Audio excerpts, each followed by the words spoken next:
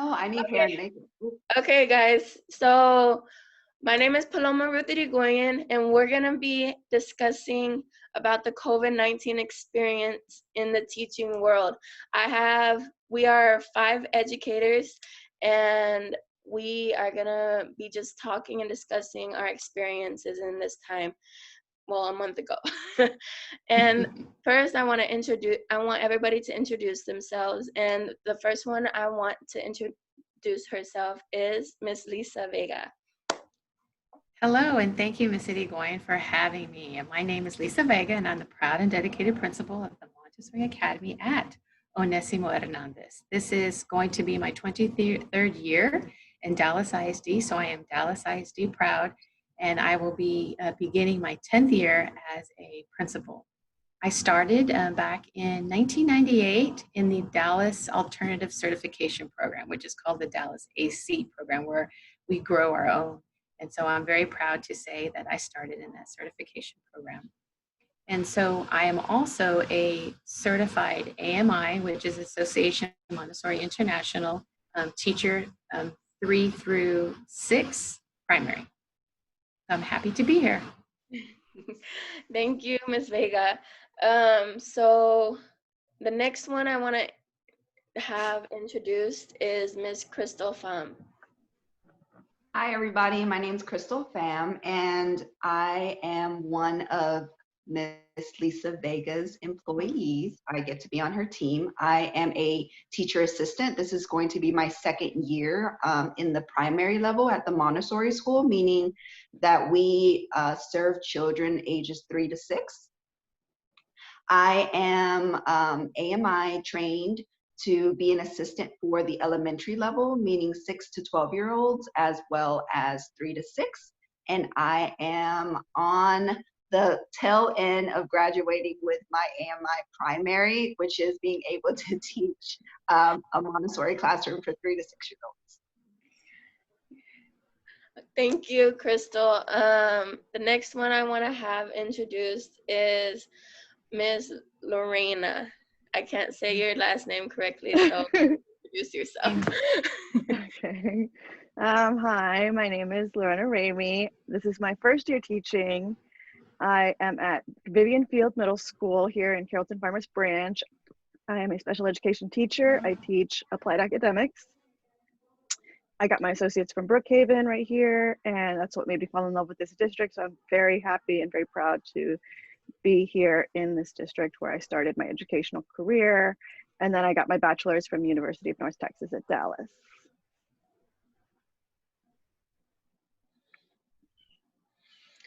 Okay, the next and awesome last teacher is Miss Diana. Can you please introduce yourself? Yes, hi, my name is Diana Huerta, and I have 5 years of teaching experience. I have 1 year as a toddler teacher. I have 2 years as a pre-K assistant teacher, and then 2 years as a bilingual primary teacher. I had my associates in child development from Eastville Community College, my bachelor's from UNT, Dallas, and I'm currently in the SMU education program with a Montessori specialization. Okay, thank y'all guys for introducing yourself. And now we're gonna lead into our discussion. So it's been about a month, like I said before, since we were teaching our young ones in our classrooms in whichever way, shape, or form. And I just want us to talk about, first, I want us to talk about our beginning, middle, and end.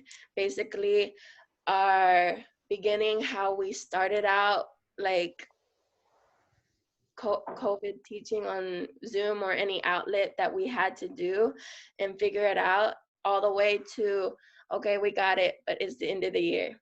So the first one I want to open up this discussion is Miss Crystal. So I think the initial shock that I always think about when you say the start and the kickoff of education online during this COVID pandemic is the news that we are not coming back to school. And I remember very vividly getting laundry ready and getting myself ready that weekend to go back because spring break for us was over.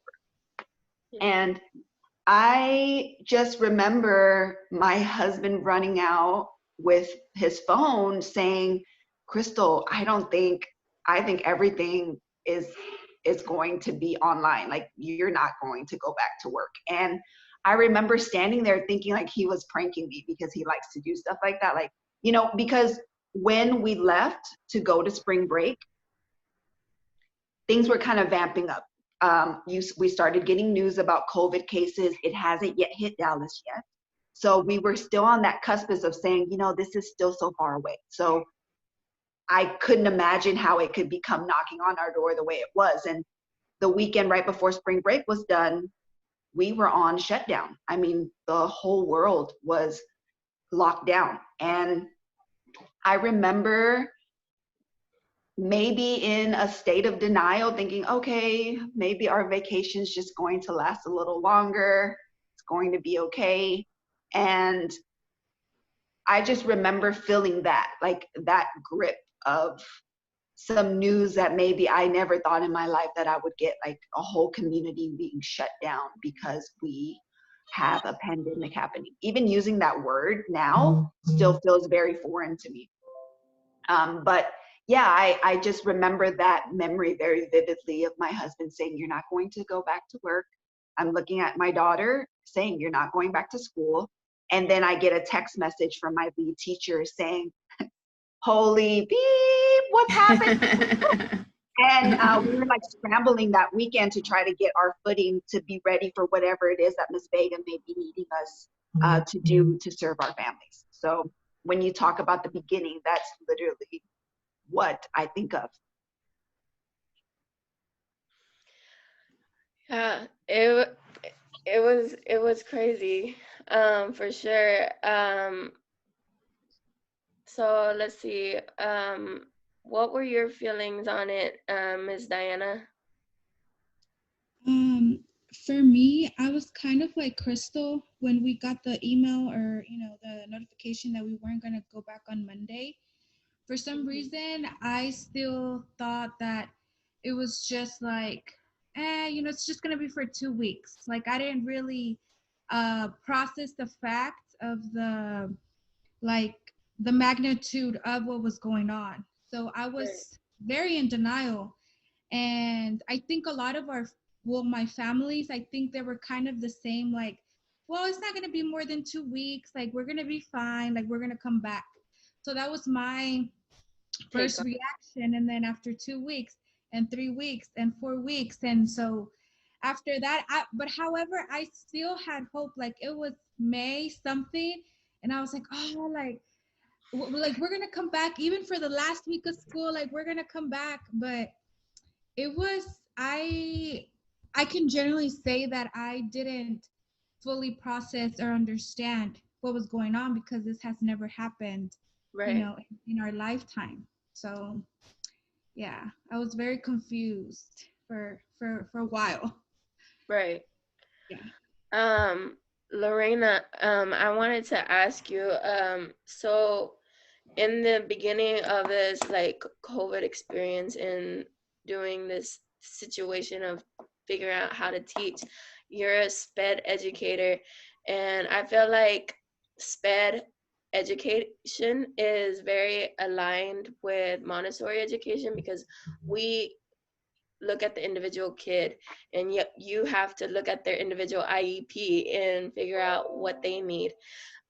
So what was your take on the teaching experience, and in the beginning, how was it? Was it hectic? Was it okay? Like, how was it for you? Yeah, so like the first time I heard about it, I was like Diana, I was in denial. I was like, oh, we're gonna be back in 2 weeks, no issue, you know, like another week of spring break. I need this because I was like already drowning before we left because it was my first year. So I was already like super high stress. But then once it really set in, like, no, this is like a serious thing. my first thought was my kids. And I was just like, how am I going to do this? Because, you know, my kids, they are very tactile learners. I use a lot of kinesthetic activities, hands-on activities with them in class, and we have a very structured schedule because that's what they need. So with all of this, my immediate thought was like, how am I going to help them during this time? Right. So as soon as I got back in town and I was able to go first thing to my classroom to pick up, you know, like whatever I could, I grabbed like a whole wagon full of stuff. I grabbed like packets full of handwriting. I grabbed as many file folders as I could to send home, and anything I could think of that would kind of get them through this because in my mind at the beginning, I was still thinking, oh, this is going to be like a couple, maybe a temporary situation still. Mhm. So I was just grabbing kind of like things that I could use to help them. So I sent them with little care packages, educational activities for them to get them through the next few weeks. Initially thinking like, okay, maybe we'll still be able to get through this. But then once it became like a real online thing, I was like, it was hard trying to figure out, first of all, the technology issue. You know, some of my kids can't use a Chromebook or can't really maneuver like a tablet very well. And then some of the online programs that we were using, my district was using Seesaw pretty heavily for a SPED department. So using some of those activities. And then also just student engagement too, because, you know, some of my families were working more with their kids at home. And I gave them the freedom to do that because I knew that some of my parents were really good doing the work at home with their kids, and they already had their own activities as well as the stuff that I had sent them.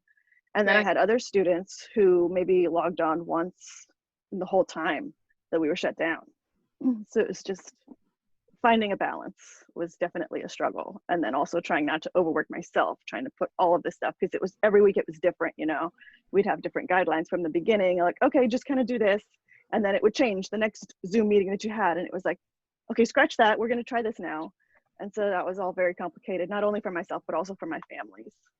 And I know Crystal can relate to that as well. She's talked about that before. So Ms. Vega, so I want to turn to you and I want to ask you in the beginning of this, so like there was confusion, there was this, there was that, and I know you you and Miss Newhouse are I work with Miss Vega. I'm under her. I'm the TA under her, and I know y'all started releasing the Chromebooks, and I know Miss Huerta and I, we made care packages, and so did Crystal, and so did Lorena. How did you start to organize the setup in the front of the school? How did you be able to come up with the paperwork that the kids had to sign, all of that? Like, how did that come to be? How did that So I completely agree with all of you, your reactions to what was happening prior, you know, even during spring break. We really didn't really enjoy much of a spring break because we kept hearing, you know, on the news, I mean, about this global pandemic that was happening.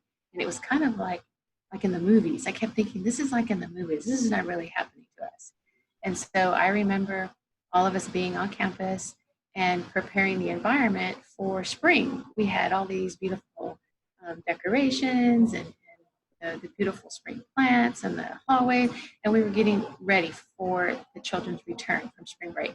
And then it hit that we were going to be, that Dallas ISD schools would be closed indefinitely. And that word indefinitely just really, really hit home, like, what? This can't be happening. And so in my mind, I knew that the actual physical buildings were going to be closed, but school was still going to be open. So that was the most important thing. So 3 things really, really came to mind, 3 immediate responses that I knew that I had to have in place, that I needed to be able to respond to all of our stakeholders. We're talking about our parents, our staff, our teachers, and our community.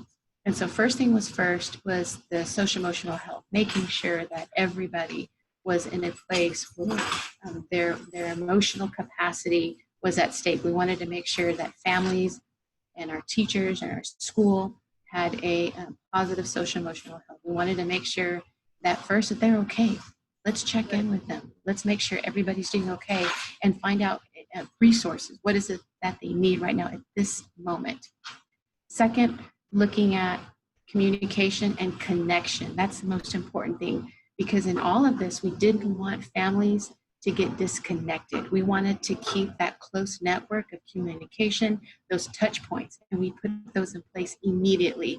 And so all hands on deck, we brought in, even our school nurse, our counselors, our parent instructor, teachers, teacher assistants started making those touch points, those phone calls, those emails. We wanted to make sure that we had contact with families 100%. No family was going to get left behind. And then the third thing was knowing that we had to, schools open. We need to provide engagement, activities. We need to make that happen, but in a virtual setting. Now, what was that going to look like? So most importantly, we need to find out, do our families have internet access? And second, do they have technology? Do they have a Chromebook? Do they have a tablet? And so that was the next thing. So in all of the addressing all of those three important needs, we had to figure out, okay, so now for the families who may not have those two important things of technology and internet access, we need to start making some instructional packets. We need to start gathering some supplies, some materials, so that children can have some type of concrete engagement with the materials at home. So just like Lorena was saying, we went to school, we had our mask on, and we were grabbing everything that we could, making copies. We had volunteers coming in, following the protocols of course, COVID-19, I have to say that. And we made it happen. So we were burning up the copier machine, making packets that were meeting the needs, the entry points of each of our children. And we know that Montessori is a very sensorial experience where you use all your senses. So how are we going to make that happen through the virtual world, through a screen? And so really coming up and collaborating, because we don't know it all. So really collaborating and working with our teachers and our teacher assistants, and how we can make those opportunities for children at home, using their home as the prepared environment. And so some of those resources are there. They're there naturally and organically, but not every family has access to some of the things that were needed for the activities.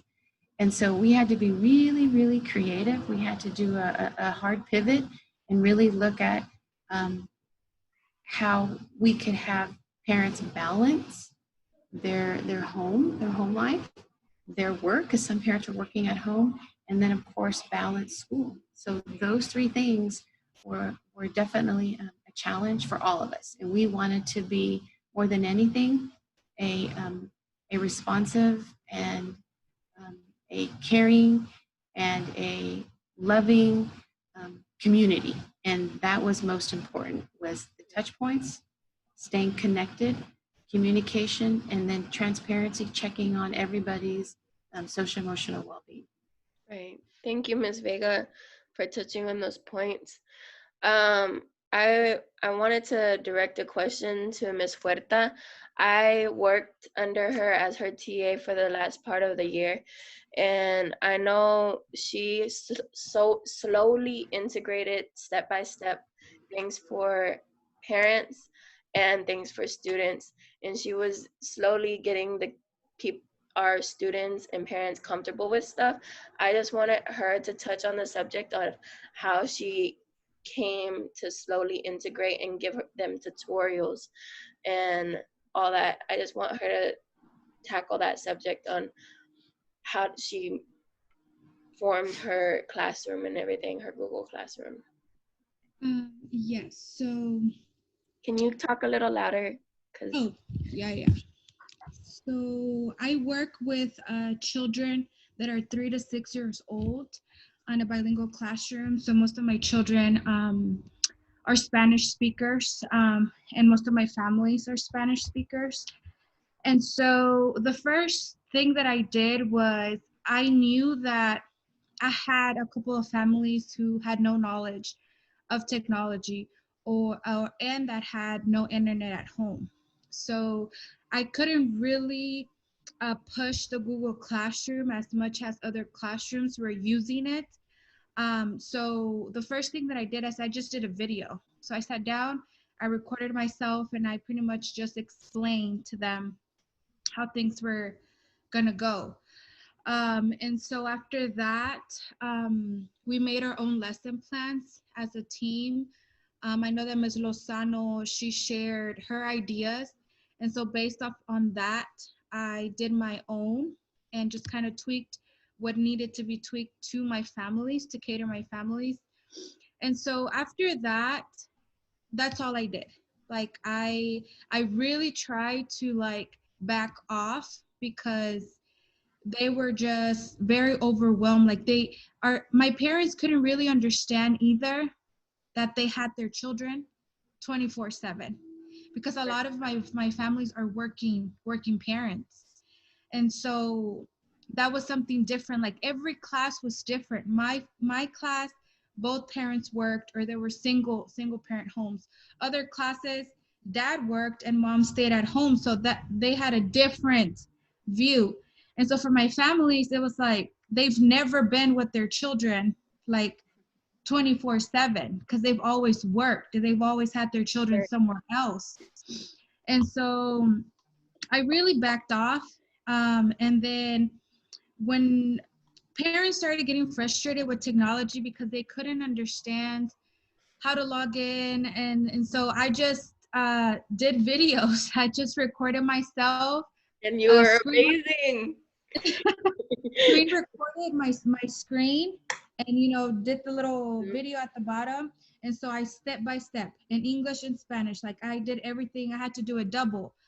And so, slowly I started getting my families in. They will call me, they will FaceTime me. I chose to give my number out. I know that it's probably not the best idea, but it was just easier for both parties in that moment to just like, okay, just FaceTime me. And then I will look at their screen. And so I will guide them on, okay, this is what you do. And so it was very overwhelming for sure, but I think it was worth it because at the beginning, even though it was stressful for everybody and we were all like working from like, we wake up all the way to like midnight. I had parents calling me at 10, 11 at night, and it's, probably not professional, but it was like, I'd rather put the work in those first 2, 3 weeks. And then after, it was like, just, okay, they backed off, I backed off. We were all just trying to make it through the last day. And so slowly, I just started adding more things. Like we started recording read alouds. We started integrating the like Zoom, like live lessons. So I didn't like bombard them with all of that at the beginning. It was just like, okay, week 3, let's add one more thing. Week 4, let's add one more thing. And so at the end, we had all of these different things that the children and families could do. They had options to follow our lesson plan or the district's lesson plan. They had the option to sit in the Zoom live or not. And so I think giving options to the families really worked. And like I said, every class was different. Like it was, every single class had a different like way that they were delivering their content. And but overall, I can say that my parents were, the stress levels went down. Like I can say that I'm very proud of, Miss Paloma and I really like made sure that they weren't on edge every single day. Like I think our parents really understood, and at the end they were happy, and I think they were very grateful for everything that we were doing. And so we were grateful for them too. Mm-hmm. So I'm happy. I'm really happy that of the work that we did with what we had. Yeah, Like, of course. mm-hmm. Yeah. Thank you, Miss Huerta, for giving us the details and like the progression and everything. So we're gonna move on to like how we felt during this time. I know it's different for each and every person. I know, Crystal, you have a daughter. I know some of us are by ourselves.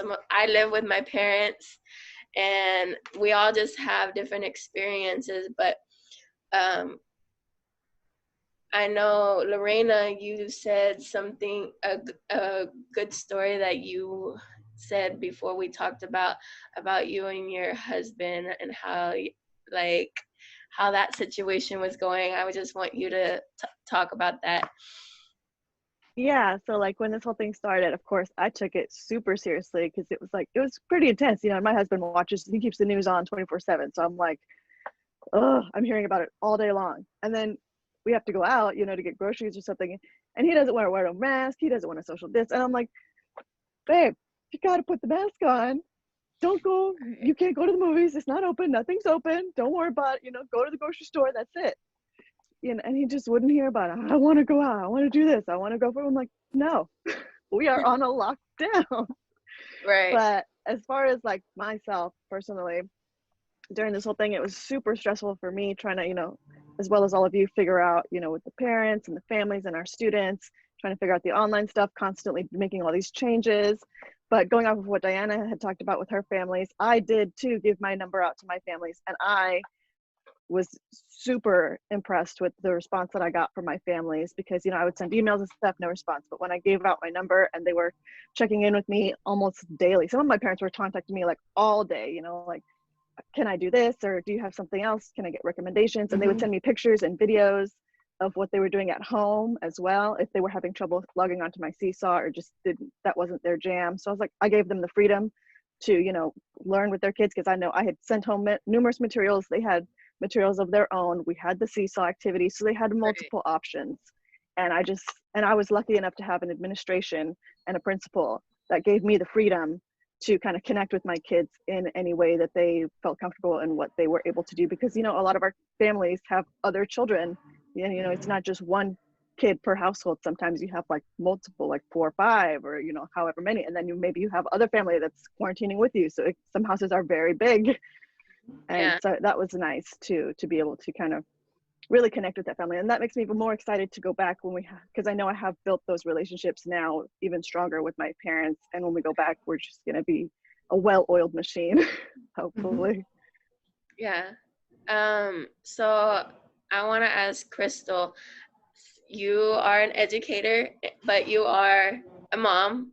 How did you navigate Delilah's learning and also your sanity? Oh, That's the $1 million question. We all want to know. Tell us, Crystal. Well, the secret is I'm not sane, so I lost that. I think in the beginning it was a little hard because I felt like I dove headfirst into serving my families while forgetting about what I had to do here, because it's just so much more easy for you to dive into something that's distant than to like really look at, hey, is my daughter learning here? Is my husband okay? How is my connection with them? So in the very beginning, I dove 24 hours. I mean, Miss Lozano and I, which is the lead teacher that I work with, we spent all day on the phone with each other, and we were Zooming all day long. And in the beginning, of course, there were so many people that were trying to help. So there were so many resources that were sent out. And that's great, but also you're bombarded with all of these links and all of these resources, like log on to this meeting so you can understand how to navigate Google Classroom. You have to do this training so you can learn how to be safe online. And we had our AMI Institute that was here that did these Montessori Mondays, and all of these things were great, but also you just never thought you had a moment. Like you didn't want to miss out on something that could have been a golden nugget for your families and for your team, right? So you're logging on everything. In the beginning, I don't even think, I have to admit, I didn't change, you guys. Like I didn't change out of my physical clothes. Like for maybe 2 or 3 days, I remember in the beginning, I just sat in one place and I looked at my computer screen and I just said, okay, I'm gonna take all these notes. This is what we're going to do. And I even reached out to some of my nieces and nephews that were in other districts, asking their parents. I'm like, okay, you guys, what kind of platforms are these ISDs using, you know? And in the beginning, I was just sprinting to every single corner. And I remembered one night I had to really take a hard look at myself, because I looked around and the whole house was dark except the living room light. And it was completely quiet. And at that moment, I was like, I don't know what my daughter did all day. I don't know what my husband did all day. I don't know what happened around the house, because this was all that I knew, which was this little 2 feet by 2 feet, like little corner, you know? And I walked into the room and I saw my daughter and my husband. They had a book on them and they were both asleep. And at that moment, like, you guys, I think being scared and frantic and tired and feeling completely helpless just set in. And I just completely bawled. And I told myself, Crystal, you have got to slow down. Because I think in the beginning, as educators, I remember very vividly, Lorena, like going to school, like you said, and grabbing. And Ms. Vega, you were there when me and my lead teacher were making copies. That night, you guys, we planned second per second how it was going to go. Like, we were like Tom Cruise, y'all, like Mission Impossible. We pulled up together. We're like, arr! Like, seriously, I feel like Ms. Lozano and I were like, we should make a reality show, because this is hilarious how we're acting. That night, we're like, we have these copies. Crystal, you're going to have the copies. You're going to go in there. You're going to set the copies there. We're going to run into the room. This is what we're going to grab. This is where it's at. And we're going to run out. Mask on, gloves on, take off. You know, it was like that. And I felt like in the beginning, my life was like that. It was just like bolting here, bolting there. Yeah. And the moment that I realized that none of this could happen if I did not take care of myself, it was a very eye-opening moment, but also like this moment where you felt like your whole body was just about to shut down, because you're just carrying this big weight on your shoulders, and you don't even know if you're doing your best. Like, you don't even know if this is what the children need. You don't know if this is what, you know, for a moment, I didn't know, hey, is this what Ms. Vega would want me to do? Is this what my lead teacher would want me to do? And you're just going blind, you know? And for a minute there, I think I lost my sanity for a little bit. And you just held it together for those Zoom meetings. You know, you're like, yes. And then, you know, but in your mind, you're just going crazy. And it's just, at that moment, it was so hard, because you wanted to look perfect. You wanted your families to feel like, I got it. Don't be scared, you guys. I got you. And in that moment, it was just so hard to be human.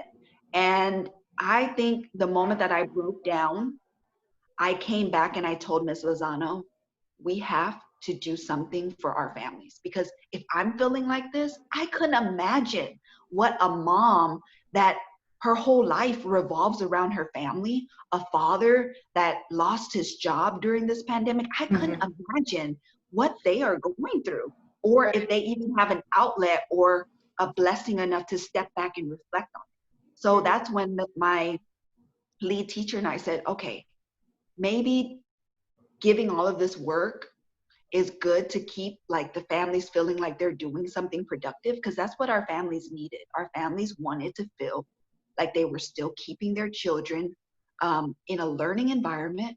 Their learning was still going on. And that's like, in a moment where nothing around you can be controlled, it's very easy to find something, that one thing that you can control, which as a parent, you feel like is your child, right?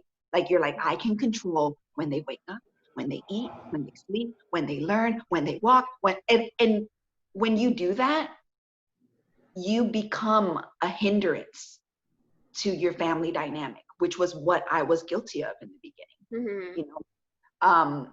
And that's when we said we have to do some sort of wind down for our families, because me, myself, I was cracking under all of the pressure.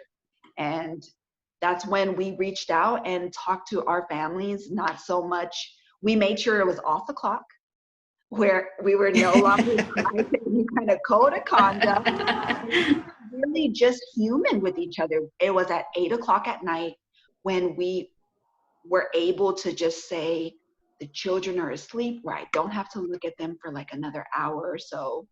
and like, let's get together and really just pour our hearts out and cry if you need to, and be vulnerable if you need to, because at that time, I think adults, especially parents, felt like they couldn't be vulnerable because they had to be strong.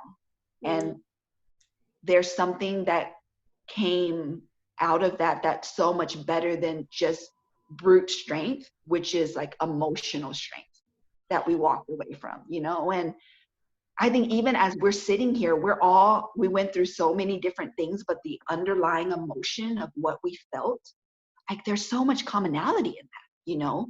And when you can say, okay, it's okay that, Crystal, yes. I'm gonna we'll continue with what you're talking about, but I know Miss Vega is having to leave soon, so I just wanted her to tackle a few things. Yes. Like I wanted her to talk. I know she has college age children, and I wanted her to talk about. I forgot about them. Yeah, I have children. That's right. I have 3 of them. I wanted her to talk about her experience before she left, and I wanted her to just tell us what she's feeling, what she felt during that time as well.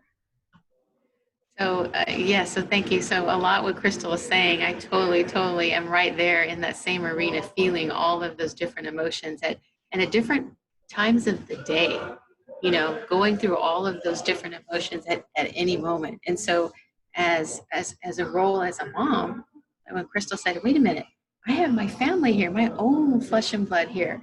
And so, yes, I have 3 grown children. And so I have twins that are 28. And so one of them was furloughed. And so I told my son, don't worry about it. Mom is going to help you. I'm going to help you with any of the financial expenses that you need for me to support you on. My other daughter was able to continue working at home. So she worked for Neiman's, and there was this whole scare that Neiman's was going to be sold and all of that. So she was able to keep working from home. And then I have a 20-year-old in college. So we had to pack up, go down to College Station, Texas, pack her dorm down, bring her all back home, and she had to go online learning. And so here I am checking to make sure my own families at the Montessori Academy have technology and have a tablet. Well, my own 20-year-old said, Mom, my laptop is broken. And I'm like, oh, you need something? You need something for your school? Yes, Mom, I need okay, well, let's go to the store. So there we go, you know, to Best Buy to go buy her what she needs. And so to make sure that she was taken care of and she was okay. And her most important thing was she was really scared. So being a 20-year-old millennial, not knowing what is going on in the world, what is happening. I mean, she was really scared, worried about the future, what was going to happen. She was not able to continue working because her place of employment was closed. She was working at the Grand Lux as a hostess, and you know they were all shut down. So for her, I had to make sure that I did not forget about her. So I know my older 2 were okay, but through some of her behaviors, how she was not necessarily saying things, but I could tell in her demeanor and her gestures and how quiet she was, that she was really worried about this. And finally she said, Mom, I'm worried about you. And I said, what do you mean you're worried about me? She said, Mom, you're always working, and you're always moving. Your gears are always in sync. Your cadence never stops. Your rhythm is never interrupted. And she just wanted to make sure, she goes, I know you care about your staff and you care about your children at school and their families, but don't forget to take care of you. And then I thought, well, you're only my 20-year-old. I'm supposed to be taking care of you and telling you that advice. Here you're telling me that. And so I didn't have time to do that because our response to our families at school and our staff was critical, and it had to happen then. It could not be put off. I couldn't say, well, on Monday or well, on next week, I'll be able to address. No, it had to happen right then and there. So like Crystal was saying, how her and Miss Lozano were in sync. They were moving fast. I know Miss Huerta and Miss Irigoyen, you were up at the school we just had a rhythm, and we were following each other, and we were able to keep up that momentum. Well, the momentum was high, high, high. And then after 9 weeks into at-home learning, our momentum started to decline. The emotional, physical exhaustion started to hit. And Right. so I remember going all day without eating, without, going to stop and use the restroom. I'm like, this is ridiculous. We're human beings. So we need to make sure that we take care of us as well. Right. And so if I was going to be communicating that to my staff, I had to practice, I had to walk my talk. I had to do it too. Because as an administrator, I always wanted to be positive and present this strong, empowered sense in front of my staff that, being resilient and being able to adapt to this time and place. Well, it was nice that within our community, we started to have social gatherings, time off. We called it our happy hours, right? And so being able to connect and just to let that off, like I wasn't Lisa Vega, the principal, I was just Lisa Vega, me, who I am. And so it was nice to connect with other staff members in a setting that wasn't so formal, and really being able to keep that human connection, because that's what's most important right now. Right. At the end of the day, it's about that. And so looking at all of that, being very reflective of those experiences is really going to help propel us even more to be that much more better for our school and for each other in the fall. Because we all know we're going back, right? 100% Monday through Friday. And it's up to parents to choose if they want that option of remote learning. And because my teachers and my staff did it so well, I bet we're going to have a great turnout of some parents who are going to choose, because now they got used to it, and it was with the help of their teachers guiding them on how to make that navigation at home, that it making sure safety is going to come first. And then like, hey, I can do this whole teaching thing at home with the help and the partnership of my teacher and my God, I can do this. Right. And so I think we're going to be that much more ready for the fall. And Lorena, you're probably the same way. Like you said, you're a little bit more oiled now. And I think the families and your children, our families and our children are going to be ready to see what's going to be offered in the fall. Right. Thank you so much, Ms. Vega, for being with us. And we're going to continue our conversation. But an inside joke, have a nice and nasty day. Like, do good. Have a good day. That's from our happy hour. Yes, thank you so much. Thank you, Ms. Vega. You're welcome. You guys be safe out there, okay? Take care. So I want to go back to what you were saying, Crystal. You were talking about your like home visit things at 8 o'clock and being vulnerable and that stuff. So do you remember where you were at? I don't. Okay, it's fine. We just But continue. I just want to end by saying that I think during times like this, we really need to lean on each other, and just to be real. Right. I think people usually forget what you say during things like this, but they won't forget how you make them feel. So I think as educators, we really need to remember that we're human too, like Ms. Vega said, and to reveal that vulnerable side to our families so they can feel like they're not on it alone, and they're not in it alone, and they're not on this journey feeling that way all by themselves. Right. And that all of these things are very natural. I feel, if anything at all that I've pulled from this that I am so grateful for, is the fact that no one wants you to be perfect, and no one wants you to be rock solid. No one wants that. And no one wants anyone to lead them in that manner either. There's something that comes deep down that's so much more inspiring and so much more real than someone who shows up to Zoom meetings every single day, on point, ready, hyped up, and with like this black and white way of giving something. Because during this time, nothing was black and white. And I just remembered the door opening to such a brighter day when I was able to do that with our families and to do that with my husband and my daughter and, you know, my lead teacher, for us to all just be like, holy cow, we're in something like this together. This is what I can provide to you. And let's just like work together, you know, what can, and we just collaborated the whole time. It wasn't so much like we were the teachers and we were teaching that child. It wasn't like that. It was just like this group effort. It takes a village. Like there's a saying, it takes a village to raise children. So it takes a village to do what we did. And we did it all together, and we all took our own parts and we ran with it and we made it work. Right. Yeah. So we're gonna lead into what Ms. Vega kind of touched on at the very end of her subject about what's going on for next year. We're looking, Dallas ISD is looking at virtual and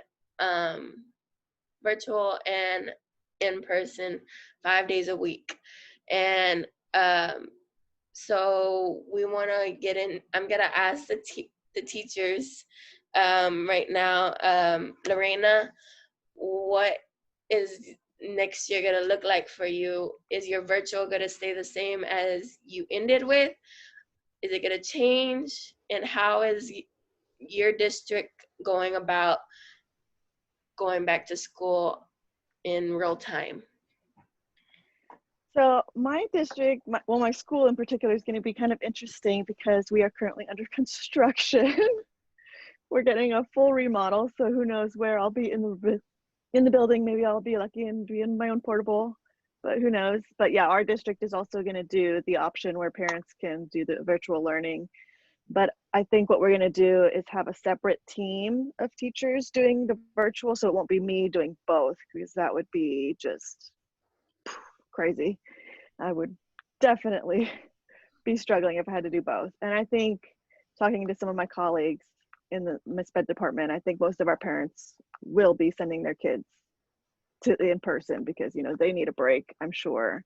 And we would be more than happy to have our kids in the class as opposed to doing online anyways. So I'm ready to get back. I am excited for next school year. Hopefully, if we do be going back in person, like finalized for sure that that's going to happen. I'm excited and I'm ready. And this whole experience has really given me a lot of ideas as far as like how we're going to do different lessons, and, you know, having more to do at home too as well for like the parents' support, and kind of building more on that home to school communication and collaboration. Thank you for sharing. Diana, what is your outlook gonna be next year? I don't know, like the online thing, it just didn't work for my class. Like I just wasn't able to get my parents consistently like other classes. How all they used was Google Classroom. You know, that was the form of, and so I wasn't able to get that from my families. So I really, I don't know. I'm kind of lost. For sure, something that I would definitely change would be now that we've already been through this, right? Like even the families who don't have knowledge of technology or internet or anything like that, you know, now that we've experienced this, I will need to be more kind of strict and more direct, and kind of be a little bit less flexible. And when I mean less flexible, I mean kind of taking the rails of my class and having maybe parents understand, like, this is what we're going to do, these are the expectations, this is what needs to be done. Right. Because when you do give families a lot of freedom and a lot of just kind of do what you want to do, they take advantage of that. Um, so I noticed some of my families were kind of just like, ah, well, Miss Huerta, like she's, like it wasn't as, I don't think they really understood like, okay, I need to put my part as a parent as well. Um, and it wasn't all families. It was just a couple of parents that I noticed that were just kind of like, I don't need to do anything, kind of that approach. And I'm just like, no, your child is at home with you. Like, you need to give your part as well. Like, I know it's hard. Like, I understand, but you're at home, like, and so you need to try. And that was the thing that I just felt with some of my families, that they weren't even like trying to change or trying to have a schedule.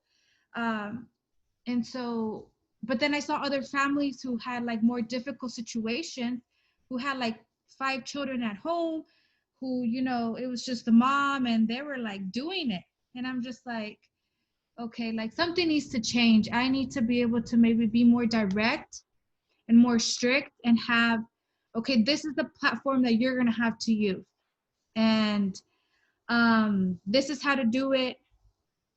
And also to the expectations. I don't think I'm going to do like Zoom live. That just didn't work out. Not with young children. Like we Right. have 3 to 6 year olds. And I I know Lorena said something like that too. She didn't do the Zoom, right? Yeah, I didn't use it for instruction. I mainly used it for like social hour because my kids really enjoyed seeing each other's faces. But every time we tried to do an instructional one-on-one with the student, they would just be looking at me and laughing and making faces. And it was hard to get them to focus on what we wanted them to do or what we wanted to see them working on. Mm-hmm. Yeah. So it just didn't work for my class and my parents. It just didn't. M- there's it's my parents are very difficult to kind of reach to. Even though you send resources, you talk to them, you try to educate them, it's like talking to a wall. So I still need to do a lot of work in that, like really building that relationship with my families. And just, it's, we're going on year 3. We keep our children for 3 years. And so going on year 3 and still kind of like having that wall, I'm just like, okay, like what? I don't know how else to show you that I'm here to support you and that I'm here to help you, but I need you to do your part as well. Like, I Right. can't do it by myself. Mm-hmm. And so that's another thing too. It just didn't work out. The Zooms didn't work out for my class. The children were just everywhere. Parents were literally like, it was just worse for the children because the parent will be sitting right there next to the child. The child will be sitting there crying, not wanting to do it, and the parent is forcing the child. And even though I told them this is optional, if your child does not want to sit, log off. Like, you don't need to stay here. This is not like, if you don't log on, that doesn't mean that your child's gonna get a 0. It doesn't, like. And so our families didn't really understand that. And so I was like, it's just not Right. for my families. It was just worse for my children. They're sitting there crying, and I'm like, no. Yeah. So just those 2 things I would change for sure. Zoom and more like detailed. Yeah, Um, yeah, be more direct and straightforward. And yeah, just kind of putting your feet down. Sometimes you need to be like that. okay. Yeah, so Thank you for sharing, Ms. Diana. So we're about to wrap up. I want Miss Crystal to share her experiences of what she predicts that her and her lead are gonna be doing next year. What y'all might be expecting to be looking at. If y'all are gonna change anything for the virtual part of the schooling and what y'all would be doing for the actual one-on-one? Yeah, so I think with the one-on-one, that's something that me personally, I feel like I just have to meditate and accept that I won't know what that's going to look like, because from now until the time we reopen, lots can change, especially here in Texas. You know, we're still one of those states where we're continuing to see rising numbers in COVID cases. And what this experience has taught me is what you can't control, just remain in a place at peace that we can't control. So I'm telling myself, Crystal, you're not going to know what that on-site block is going to look like. And you should just be open to whatever it is that they tell you it's going to be looking like. Mhm.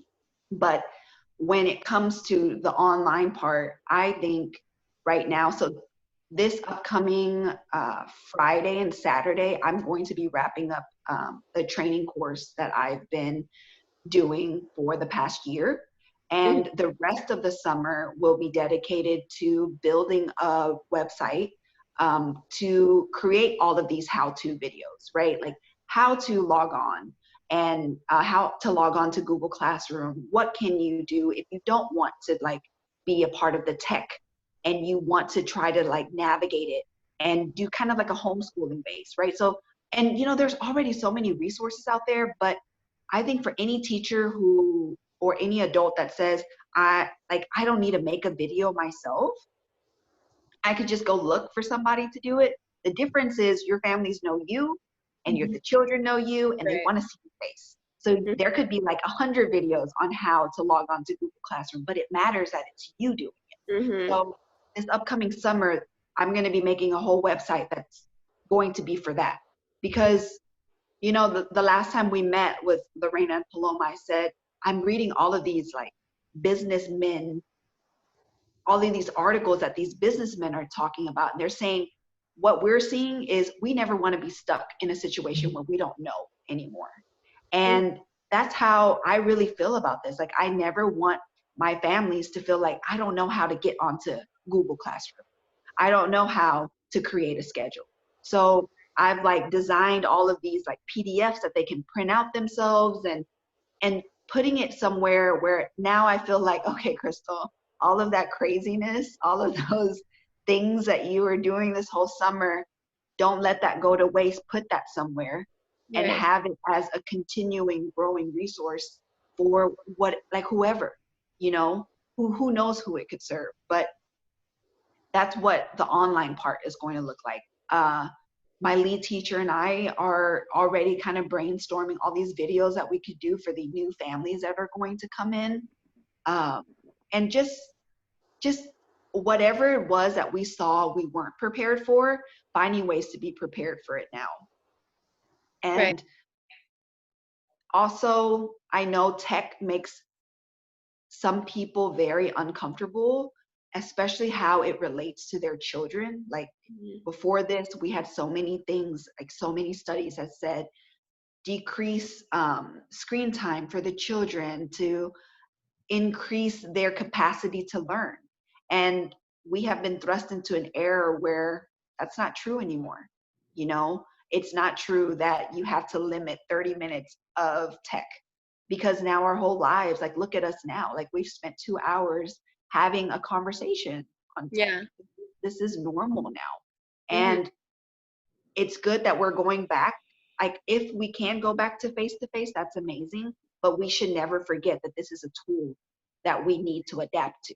And that's something that we need to be able to give to our parents as well as our children. So I think during my break, I still want to put in, maybe not as like go crazy as I was when school was here, but not to like really just let go of the reins, you know, and just say, oh, summer's here, I just need a break, 100% clocked out. I think while we have the chance to do all of the preventative measures in order to set us and our families and our children up for success, this is what it should look like. We should be thinking of things like that and collaborating with each other, right? Doing what Paloma is doing right now. Let's get together. Let's talk about it. Hey, Lorena, what are you doing on Seesaw? What's that platform looking like?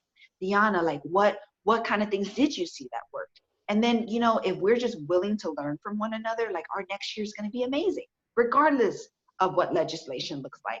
And regardless of, you know, what we might have to do that makes us uncomfortable, because we know we have each other. And if we have each other, then ain't nothing going to bring us down. You know what I'm saying? Ain't nothing. Nothing. We got to So, depend on one another. We got to communicate. yeah. So that's the end of the discussion. I want to point out, I'm going to have Miss Fam's links. She has a YouTube channel of Montessori lessons, and her Instagram, I'll put that on there. And also Miss Lorena, she's trying to be an Instagram personality. So I'm going to have her Instagram and all her information down in the description. But thank you so much for watching. Thank you so much, y'all guys, for being in the discussion, and I just thank y'all. So thank you for watching, and see ya. Bye. Bye, guys. Bye.